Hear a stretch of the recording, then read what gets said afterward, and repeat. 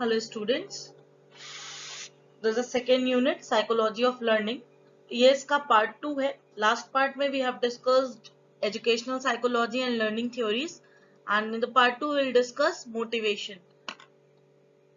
In this part we'll discuss what exactly motivation is and its basic components, its characteristics, theories of motivation. There are two theories, Maslow's hierarchy and McClellan and Atkinson's theory. And what exactly we have learned we will discuss in the conclusion part.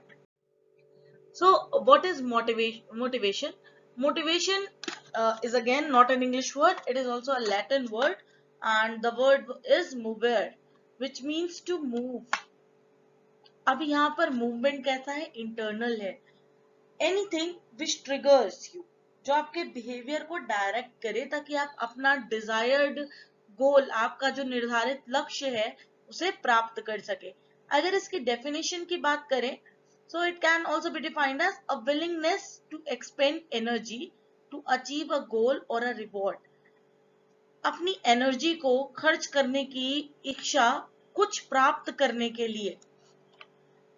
Motivation internally भी जब आता है, जब ये अंदर generate होता है, तो बैकएंड पे कोई नीड, कोई टारगेट, कोई अचीवमेंट, कोई रिवॉर्ड होता है जो हम जिसके लिए हम काम करते हैं.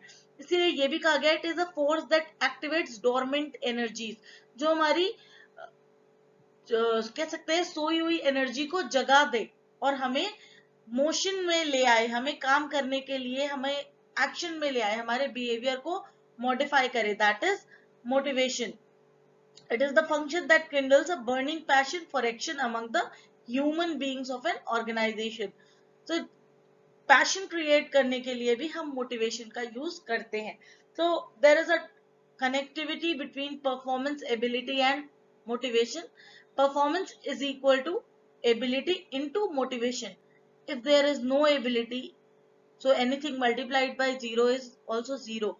अगर मैं कंप्यूटर साइंस के बच्चे से कहूँ तुम बहुत अच्छा सा ड्रेस बनाओ, तो इट्स नॉट पॉसिबल.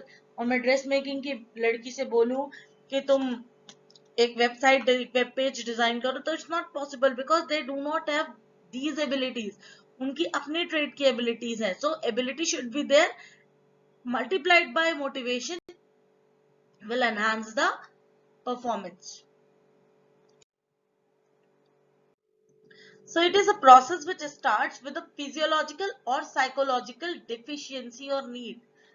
ये कब स्टार्ट होता है? ये एक प्रक्रिया है जो कमी से स्टार्ट होती है. वो कमी फिजियोलॉजिकल, शारीरिक भी हो सकती है या साइकोलॉजिकल, मनोवैज्ञानिक भी हो सकती है. ये क्या करती है? ये हमारे अंदर एक ड्राइव जनरेट करती है जो हम अपना डिजायर्ड गोल प्राप्त कर सके. It put us into action, that is motivation. So now three terms I have highlighted here. So what is that? Need, drive and incentive or goal. So we'll discuss it one by one. And what is need? Needs are created when there is a deprivation or deficiency. Need कब बनती है? जब किसी चीज की कमी होती है. ये कमी फिजियोलॉजिकल भी हो सकती है और साइकोलॉजिकल भी हो सकती है. जब किसी तरीके का इम्बैलेंस क्रिएट होता है तो हमें कमी महसूस होती है. जैसे अगर मैं आज की डेट में बात करूं, जिनके पास जॉब नहीं है उनके पास कमी है, ये नीड है ना, तो उस डायरेक्शन में काम करेंगे कि उनको जॉब मिल जाए. सो कमी किस चीज की है? जॉब की. That is need. ड्राइव और motives. Drives are deficiencies with direction. कमी, लेकिन आप दिशा मालूम है कि किधर काम करना है, तो यह एक्शन ओरिएंटेड है ताकि आपको अपना डिजायर्ड टारगेट मिल सके. And incentive. Attaining an incentive will restore the balance. जो कमी है जब वो प्राप्त हो जाती है तो बैलेंस वापस हो जाता है ना. तो वो जो ड्राइव इस कमी की वजह से हुई थी, वो ड्राइव धीरे धीरे कम हो जाएगी. जब मोबाइल, स्मार्टफोन हाथ में नहीं था तो स्मार्टफोन पाने के लिए बहुत सारे प्रयास किए जा रहे थे. कुछ लोगों ने अपनी पॉकेट मनी बचाई होगी, कुछ लोगों ने सोचा होगा पेरेंट्स को कन्विंस कर लें. लेकिन मिलने के बाद स्मार्टफोन पाने की ड्राइव खत्म हो गई ना, मोटिवेशन खत्म हो गया. सो सिमिलरली जब नीड्स होती हैं तो ड्राइव्स होते हैं, और वो ड्राइव्स हमें एक्शन में डालते हैं कि हम अपना डिजायर्ड टारगेट अचीव कर सके। तो ये जो पूरा प्रोसेस है to achieve the goal due to need and that what put us into action is motivation. इसके बेसिक कंपोनेंट्स की बात करें तो सबसे पहला कंपोनेंट है अराउजल। अराउजल का मतलब अगेन नीड, इच्छा, कमी। The second is direction. Third is maintenance. Maintenance का मतलब है परसिस्टेंस बिहेवियर, मतलब जो काम आप कर रहे हैं उसे आप करते रहें। एंड गोल, जो लक्ष्य हमने अपने लिए तय किया है। यहाँ पर एक एग्जांपल लिया है, desire to make a good impression, अपने ऑफिस में अच्छा इंप्रेशन बनाना चाहते हैं।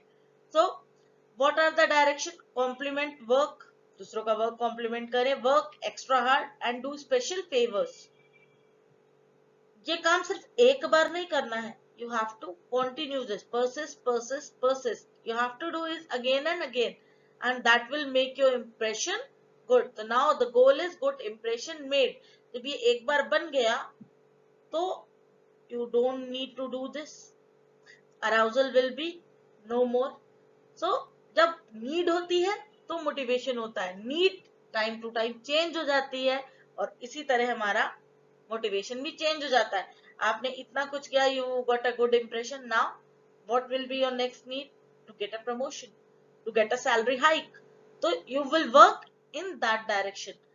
The direction may follow the same one but it may be different from the previous one also. अलग भी हो सकती है, सेम भी हो सकती है, बट नीड चेंज हो जाएगी, और नीड चेंज हो जाएगी तो ड्राइव भी, डायरेक्शंस भी चेंज हो जाएंगे, क्योंकि हमारा गोल भी चेंज हो जाएगा। सो इसकी कैरेक्टरिस्टिक की बात करें, number one is unending process. ये कभी खत्म होने ना खत्म होने वाली प्रक्रिया है। कैसे खत्म नहीं होगी? क्योंकि हम सब मनुष्य हैं, ह्यूमन बीइंग्स हैं, और हमारी जो रिक्वायरमेंट्स है वो बदलती रहती है और बढ़ती जाती है। हम हमेशा कुछ ना कुछ चाहते हैं ना, human beings are wanting beings, वो उन्हें हमेशा कुछ ना कुछ चाहिए। तो this is an unending process. It is a psychological concept, एक मनोवैज्ञानिक तथ्य कॉन्सेप्ट है। ये हमारे ब्रेन के साथ डील करता है, माइंड, ह्यूमन माइंड के साथ डील करता है। हमारे मन में ही तो इच्छा पैदा होती है, फिर उस इच्छा को प्राप्त करने के लिए, पूरी करने के लिए हम बहुत सारे प्रयास करते हैं। So this is a psychological concept. Whole individual is motivated. यहाँ पे मनुष्य मोटिवेटेड होता है कंप्लीटली, भले ही साइकोलॉजिकल कॉन्सेप्ट है, पर आप अपनी एनर्जी उस पर लगाते हो। आपकी आंखें, आपके हाथ, आपके सेंसरी ऑर्गन्स आपको आपका टारगेट अचीव करने में हेल्प करते हैं, है ना।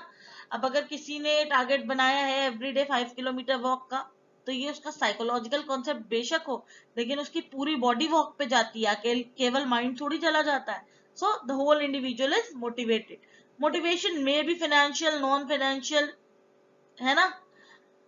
फाइनेंशियल का मतलब जहां पर आपको पैसा मिले, और नॉन फाइनेंशियल का मतलब जहां आपको मतलब पैसा ना मिले। अब ये फाइनेंशियल मोटिवेशन पॉजिटिव और नेगेटिव भी हो सकता है। Like financial includes increasing wages, allowances, bonus, pre requisites. आपको बहुत तरीके के फंड्स भी मिल सकते हैं, और ऐसा भी हो सकता है, if you don't achieve the target I will cut your salary. So this is negative financial motivation. This is also financial. और non financial, आपको, आपने टेस्ट में फर्स्ट आया, टीचर ने आपको प्रेज किया, this is what? This is motivation to do more good in the class, to do more good in the studies. So this is non financial. Motivation can be positive or negative. Positive means use of incentive, maybe financial, non financial, or it may be negative like pay cut, penalties, है ना। It is based on, the negative one is based on force of fear, डर पैदा किया जाता है negative motivation में। और positive motivation कैसा होता है? जो प्रेज करते हैं, पे rise, confirmation, something like that. It may be financial and non-financial. Financial positive, financial negative. This is possible. Non-financial positive, non-financial negative.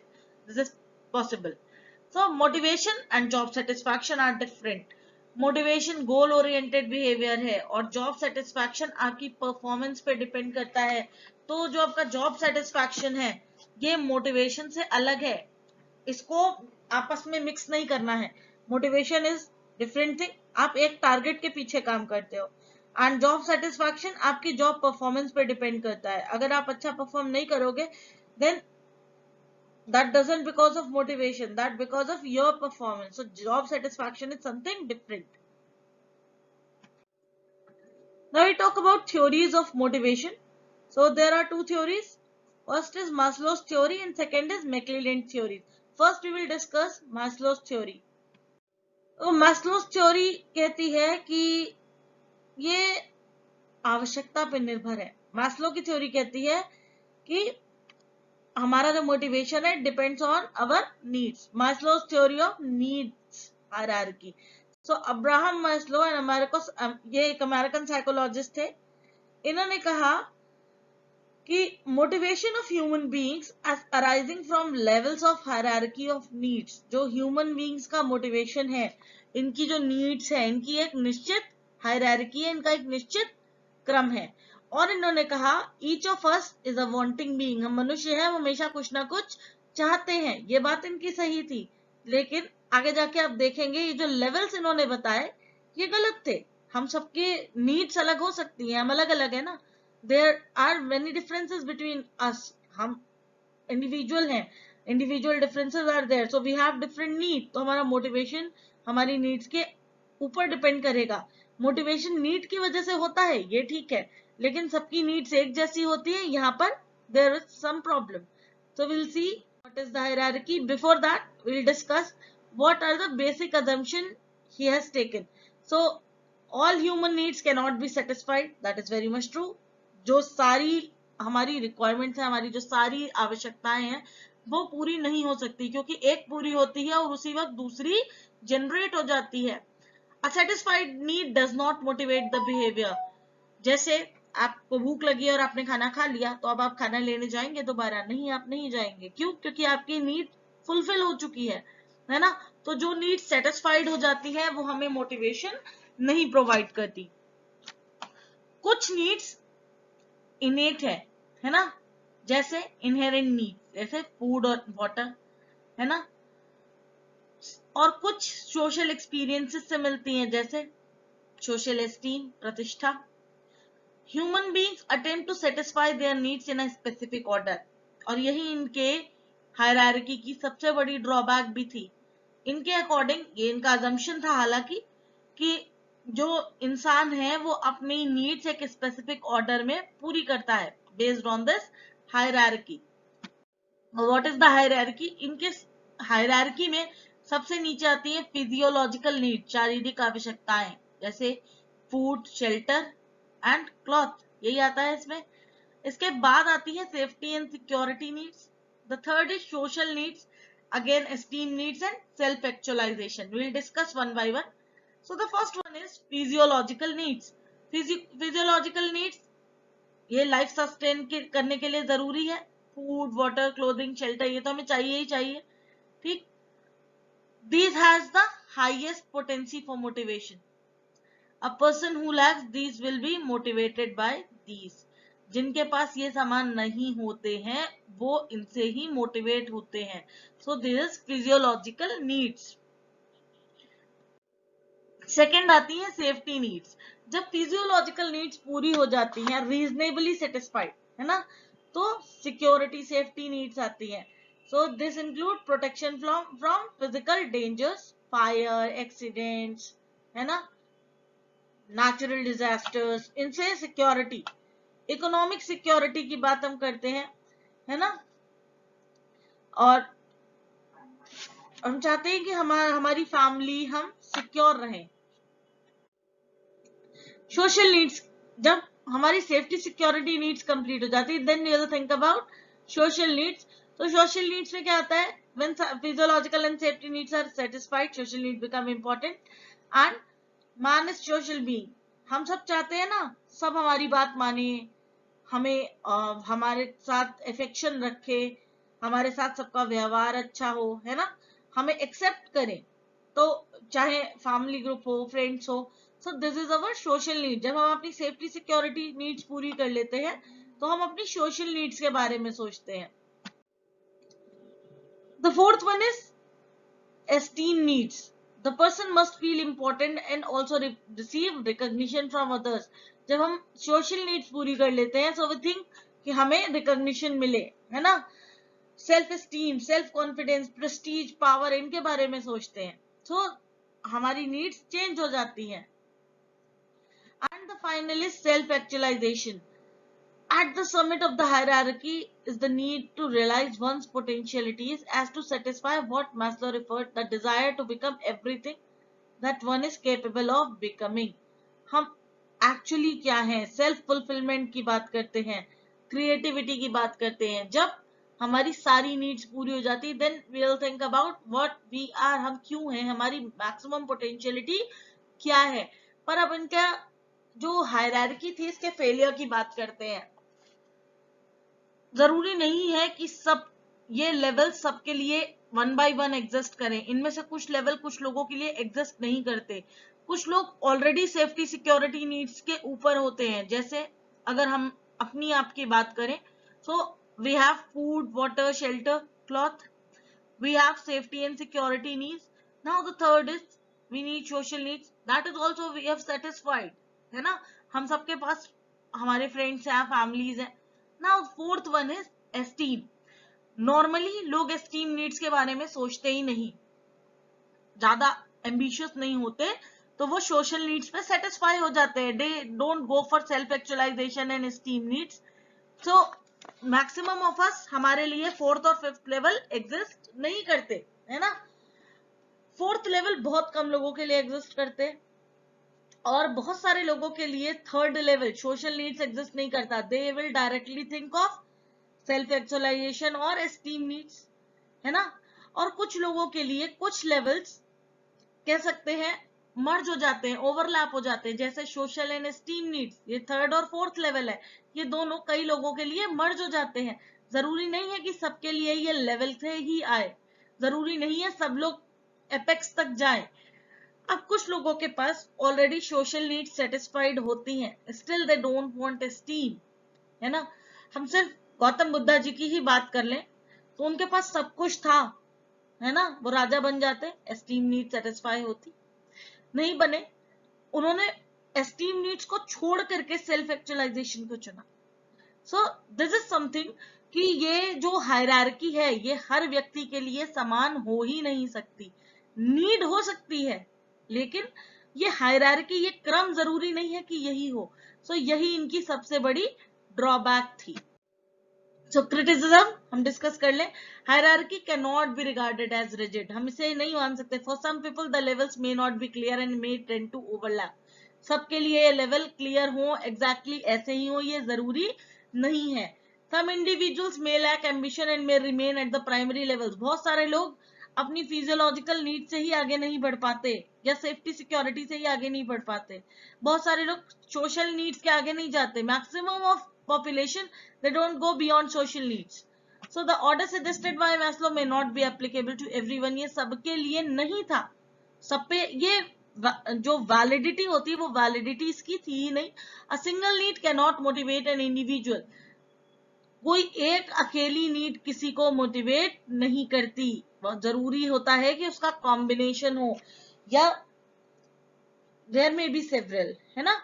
And इसलिए इस थ्योरी को हम यूनिवर्सल वैलिडिटी नहीं देते हैं. मास्लोस थ्योरी की सबसे बड़ी ड्रॉबैक यही थी कि उन्होंने इसको रिजिड बना दिया, विच इज नॉट एग्जिस्ट. ये पॉसिबल ही नहीं था. हम सब अलग है, हमारी नीड्स अलग है, हमारे लेवल्स अलग है. तो दिस इज नॉट पॉसिबल कि हर व्यक्ति फिजियोलॉजिकल से शुरू करके सेल्फ एक्चुअलाइजेशन तक जाए. मोस्ट ऑफ अस हम ऑलरेडी सोशल नीड्स पे होते हैं. तो the next theory is McClelland and Atkinson theory. इन्होंने भी थ्योरी ऑफ नीड दी, लेकिन उन्होंने 3 लेवल दिखाए. तो first is need for achievement. पहला क्या था इनका? Need for achievement.